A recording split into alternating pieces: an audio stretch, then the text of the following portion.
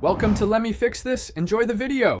You begin by confirming exact head unit model and current Android build. This ensures compatibility. Once confirmed, make a backup of preferences, contacts, and maps to USB or cloud so you can restore if needed.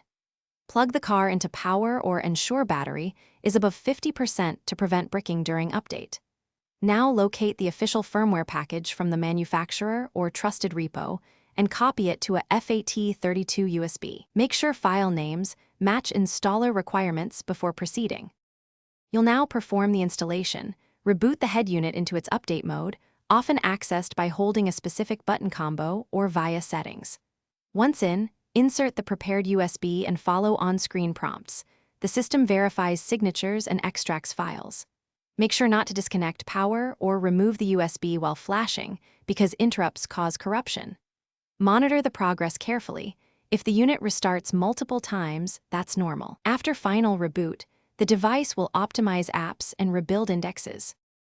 Once the update completes, check version info, test radio, Bluetooth, CarPlay/Android auto integrations, and ensure navigation maps load. You should restore backups and re-enter Wi-Fi and account permissions. This prevents background errors.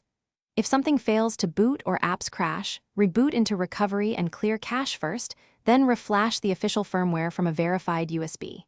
If problems persist, contact the manufacturer's support or a qualified installer. Make sure to mention exact model, firmware build, and error behavior. Thanks for watching. If you found this helpful, don't forget to like and subscribe.